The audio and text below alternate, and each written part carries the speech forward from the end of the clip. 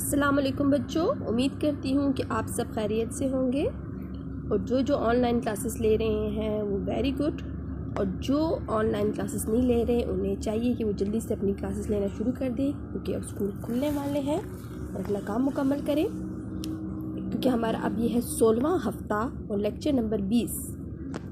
ہم نے حاجی اکبر کی جو آج ہماری کہانی ہے اس کا ہم آج اختتام پر پہنچنے والے ہیں کہ اس کا اختتام کیا ہوا۔ صفحہ نمبر جو ہے ہمارے پاس ہے 48، اس میں ہم پڑھ رہے ہیں کہ آسمان پر کالی گھٹائیں چھائی ہوئی تھی، آسمان پر کالے بادل چھائے ہوئے تھے، ہلکی ہلکی پھواریں پڑ رہی تھی، بارش ہو رہی تھی، دہلی اسٹیشن پر زائرین کا ہجوم تھا، کچھ گاڑیوں میں بیٹھے تھے، کچھ اپنے گھر والوں سے رخصت ہو رہے تھے، چاروں طرف ایک کوہرام سا مچا ہوا تھا۔ نصیر اس وقت یہاں ہوتا تو بہت روتا، میری گود سے کس طرح نہ اترتا، لوٹ کر ضرور اسے دیکھنے جاؤں گی، یا اللہ کسی طرح گاڑی چلے، گرمی کے مارے کلیجہ بھنا جاتا ہے۔ یکا یک اس نے صابر حسین کو بائی سائیکل لیے پلیٹ فارم پر آتے دیکھا، اس کا چہرہ اترا ہوا تھا، کپڑے تر تھے، وہ گاڑیوں میں جھانکنے لگے، وہ گاڑیوں میں ادھر ادھر دیکھنے لگے۔ باسی محض یہ دکھانے کے لیے کہ میں بھی حج کرنے جا رہی ہوں گاڑی سے باہر نکل آئی۔ صابر حسین اسے دیکھتے ہی لپک کر قریب آتے ہی بولے، کیوں عباسی تم بھی حج کو چلی؟ عباسی نے فخریہ انکسار سے کہا، ہاں یہاں کیا کروں، زندگی کا کوئی ٹھکانہ نہیں، معلوم نہیں کب آنکھیں بند ہو جائیں، خدا کے یہاں منہ دکھانے کے لیے کوئی تو سامان چاہیے۔ نصیر میاں تو اچھی طرح ہے، صابر اب تو تم جا رہی ہو، نصیر کا حال پوچھ کر کیا کرو گی، اس کے لیے دعا کرتی رہنا۔ عباسی کا سینہ دھڑکنے لگا، گھبرا کر بولی، کیا دشمنوں کی طبیعت اچھی ہے؟ اس نے ایک دم سے کہا کہ کیا اس کی طبیعت اچھی ہے؟ صابر اس کی طبیعت اسی دن خراب ہے جس دن سے تم وہاں سے نکلی، کوئی 2 ہفتے تک تو انا کرنے کی رٹ لگاتا رہا، اب 1 ہفتے سے کھانسی اور بخار میں مبتلا ہے، ساری دوائیں کر کے ہار گیا، کوئی نفع نہ ہوا، مطلب کوئی فائدہ نہ ہوا۔ میں نے ارادہ کیا تھا چل کر تمہاری منت سماجت کر کے لے چلوں، کیا جانے تمہیں دیکھ کر اس کی طبیعت کچھ سنبھل جائے، لیکن تمہارے گھر پر آیا تو معلوم ہوا کہ تم حج کرنے جا رہی ہو، اب کس منہ سے چلنے کو کہوں، تمہارے ساتھ سلوک ہی کون سا اچھا کیا تھا، اتنی جرت کر سکوں، اور پھر کار ثواب میں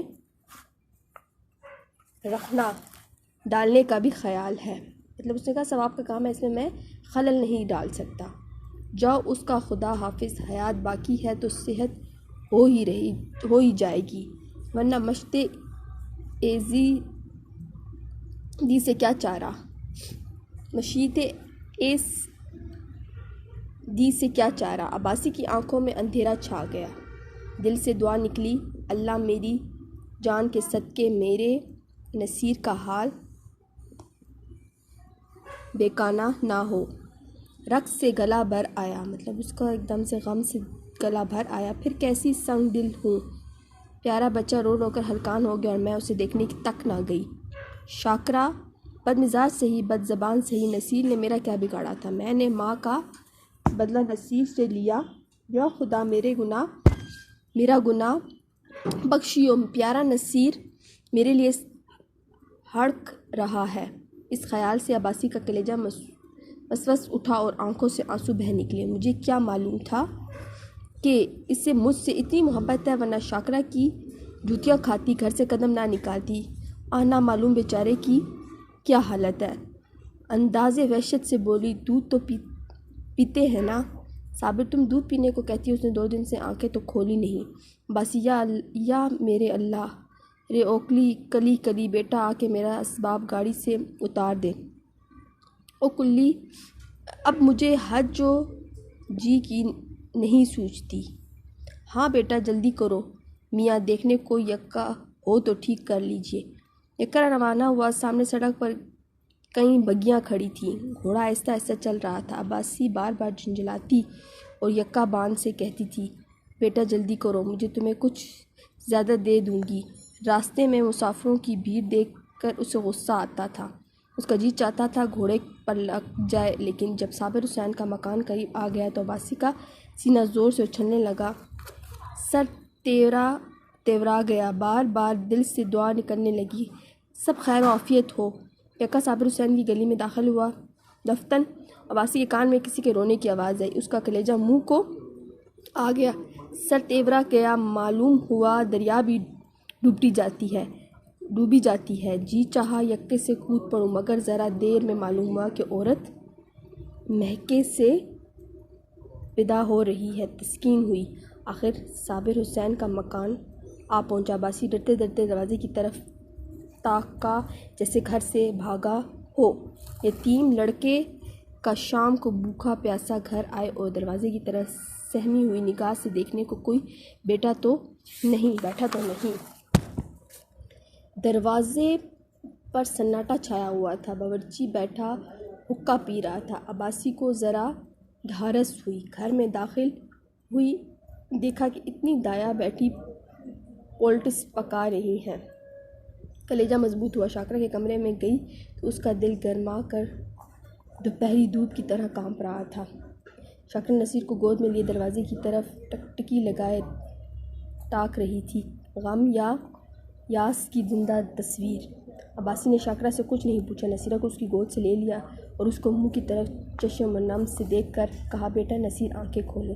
نصیر نے آنکھیں کھولی، ایک لمحے تک دایا کو خاموش دیکھتا رہا، تب یکا یک دایا کے گلے سے لپٹ گیا، بولا، انا آئی۔ نصیر کا زرد مرجھایا ہوا چہرہ روشن ہو گیا، جیسے بجھتے ہوئے چراغ میں تیل پڑ جائے، ایسا معلوم ہوا گویا وہ کچھ بڑھ گیا ہے۔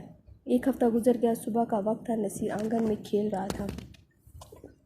صابر حسین نے گود میں اٹھا کر پیار کر کے بولا، تمہاری انا کو مار بگائے۔ نصیر نے منہ بنا کر کہا، نہیں روئے گی۔ عباسی بولا، کیوں بیٹا، مجھے تو نے کعبہ خانہ شریف سے جانے دیا، میرے حج کا ثواب کون دے گا؟